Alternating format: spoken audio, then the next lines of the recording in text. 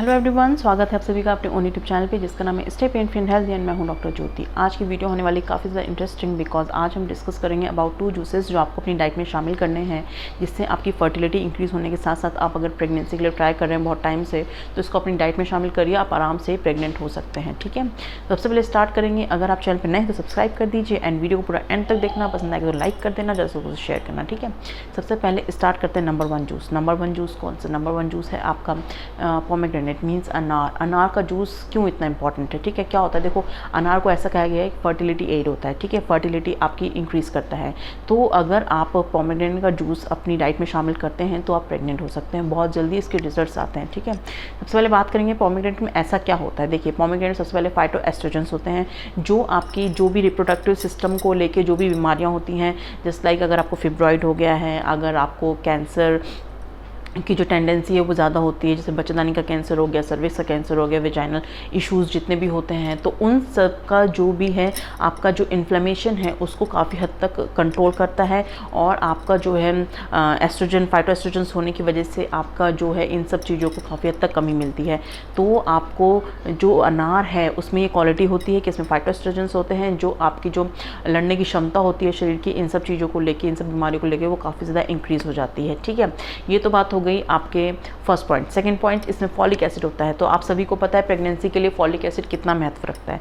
तो प्रेगनेंसी के लिए प्रेगनेंसी में फॉलिक एसिड कम इसलिए ज़्यादा यूज़ है क्योंकि एक तो बर्थ डिफेक्ट को प्रिवेंट करता है, बच्चे में किसी तरह का कोई विकार नहीं होता। और फॉलिक एसिड अगर अपनी डाइट में शामिल करते हैं तो आपकी रीढ़ की हड्डी, जो बच्चे की रीढ़ की हड्डी, राइट एंड ब्रेन के जितने भी बहुत सारे इश्यूज़ होते हैं बॉडी में, तो उसको काफ़ी हद तक प्रिवेंट करता है। तो फॉलिक एसिड पे आप चाहें तो वीडियो बनाऊंगी बाद में जिसमें पता चलेगा कि फॉलिक एसिड की अगर कमी होती है शरीर में तो किस तरीके के इश्यूज़ क्रिएट होते हैं बेबी में, बर्थ डिफेक्ट्स होते हैं। ठीक है, तो बर्थ डिफेक्ट को काफ़ी हद तक प्रिवेंट करने के लिए हमारे लिए जो है पोमेग्रेनेट का जूस बहुत ज़्यादा इंपॉर्टेंट है क्योंकि आपके बर्थ डिफेक्ट को काफ़ी हद तक कम करता है। ठीक है, और तीसरा पॉइंट, अब तीसरा पॉइंट ऐसा क्या पॉइंट होता है? देखो, तीसरा पॉइंट ये पॉइंट है कि ये आपके जो बच्चेदानी है वहाँ के सर्कुलेशन को काफ़ी हद तक इम्प्रूव करता है।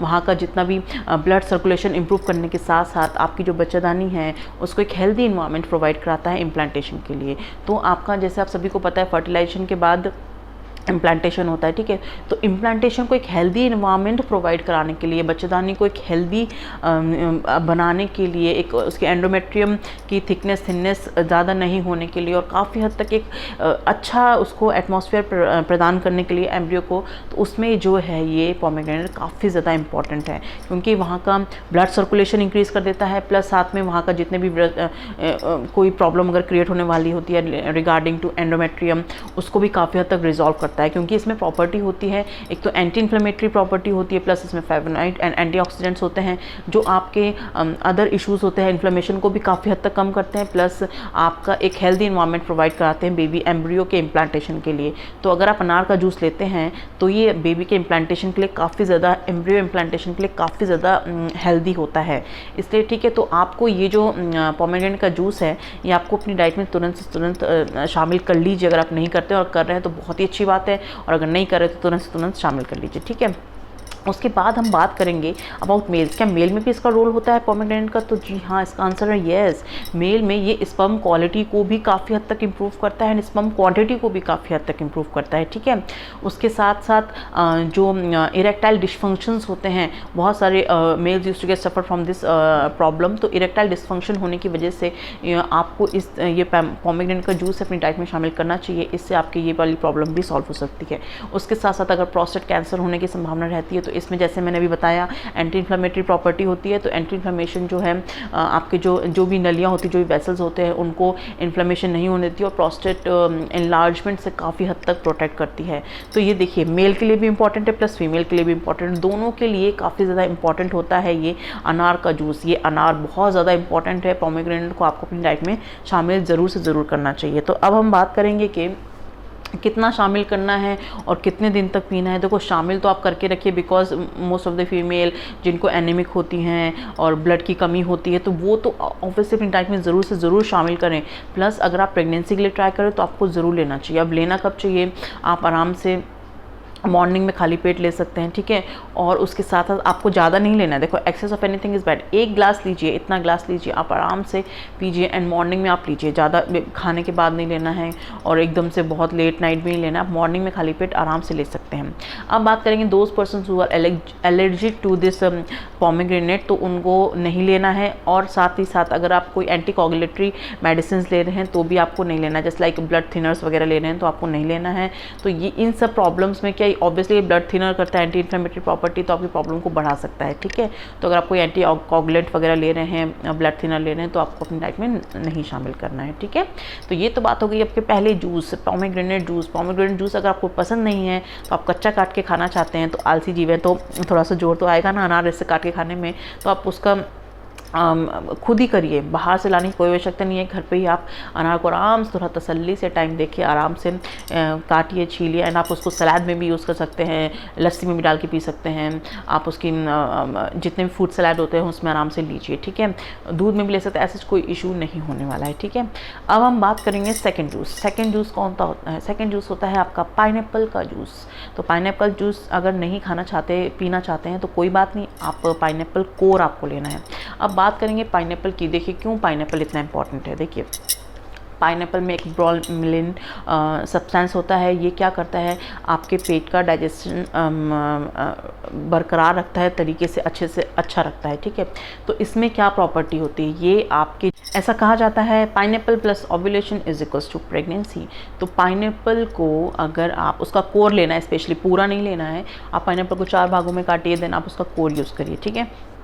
तो अगर आप पाइनएप्पल के कोर को ओव्यूलेशन के पहले तक खाते हैं या ओव्यूलेशन के दौरान खाते हैं तो आपकी प्रेगनेंसी बहुत ज़्यादा सक्सेसफुल होती है और होगी ही, ठीक है। क्योंकि क्या होता है इसमें भी एंटी कोगुलेंट प्रॉपर्टी होती है, एंटी इन्फ्लेमेटरी प्रॉपर्टी होती है। तो जो आपके बच्चेदानी की जो लाइनिंग्स हैं उसमें किसी तरह के इश्यूज़ क्रिएट हो रहे हैं, एब्डोमिनिटी क्रिएट होती है, उसको काफ़ी हद तक सॉल्व करता है, ठीक है। तो एंडोमेट्रियम को एक हेल्दी इन्वायरमेंट प्रोवाइड कराने के लिए जैसे आपका पोमेग्रेनेट कर रहा था, वैसे ये पाइनएप्पल भी करता है। पाइनएप्पल का स्पेशली कोर आपको खाना है, ठीक है। अब बात करेंगे इसकी ऐसी प्रॉपर्टी क्या होता है। देखो सब अब मैक्सिमम लोग यही सोचते हैं कि अगर पाइनएप्पल खाएंगे तो एसिडिक होता है, तो हमारे जो सर्वाइकल म्यूकस है आप सभी जानते हैं कि उसमें एक एल्कलाइन मीडियम चाहिए होता है। अगर आप प्रेगनेंसी के लिए ट्राई कर रहे होते हैं तो हमारे वेजाइना में सर्वाइकल म्यूकस जो रिलीज होता है उसका एल्कलाइन मीडियम होता है, तो उसका एल्कलाइन मीडियम है और हमने पाइनएप्पल खा लिया तो पाइनएप्पल तो एसिड होता है, और एसिड के कारण अगर आप एसिड एनवायरनमेंट प्रोवाइड करें तो स्पर्म को तो प्रॉब्लम हो जाएगी, स्पर्म एंटर कैसे करेगा। तो बात जानने की सिर्फ ये है, अगर आप पाइनएप्पल को खाली पेट खाते हैं, देखो बाहर तो वो एसिड रहता है, नो इशू, उसको हम नमक लगा के खाते हैं तो हमको थोड़ा सा रिलीफ लगता है, ऐसे तो कोई खा नहीं सकता बिकॉज एसिडिक लगता है। बट आप सभी ये जानते होंगे कि अगर आप पाइनएप्पल को खाली पेट लेते हैं तो वो एक एल्कलाइन मीडियम में कन्वर्ट हो जाता है, एल्कलाइन बेसिक में कन्वर्ट हो जाता है। तो जो एक आपका जो योनि का जो इन्वायरमेंट है, जो सर्वाइकल एरिया का जो इन्वायरमेंट है, उसका जो डिस्चार्ज है उसको एक एल्कलाइन मीडियम प्रोवाइड करता है। तो जब भी आप इंटरकोर्स करते हैं तो स्पर्म को एक एल्कलाइन मीडियम चाहिए, तो alkaline medium provided by your this pineapple, तो it helps in implantation of an embryo. तो अगर आप ट्राई करते हैं पाइनएप्पल के कोर को खाने की before ovulation and during ovulation के दौरान, तो ये आपके जो सर्वाइकल म्यूकस की क्वांटिटी प्लस क्वालिटी दोनों ही इफेक्टिव रखता है, हेल्दी रखता है। सर्वाइकल म्यूकस पे ऑलरेडी वीडियो बनाए, एक बार जाके ज़रूर से ज़रूर देखना, ठीक है। तो आपको पाइनएप्पल, आप कोर का जूस भी ले सकते हैं, पाइनएप्पल कोर को ऐसे कट करके भी खा सकते हैं अगर आपको नहीं भाता है तो, ठीक है। बहुत सारे लोगों को लगता है कि यार क्या फ्रूट है इसको कैसे खाएंगे, but seriously it is very effective in your fertility. अगर आप प्रेगनेंसी के लिए ट्राई कर रहे हैं तो आप पाइनएप्पल को ज़रूर से ज़रूर अपनी डाइट में शामिल करिए, ठीक है।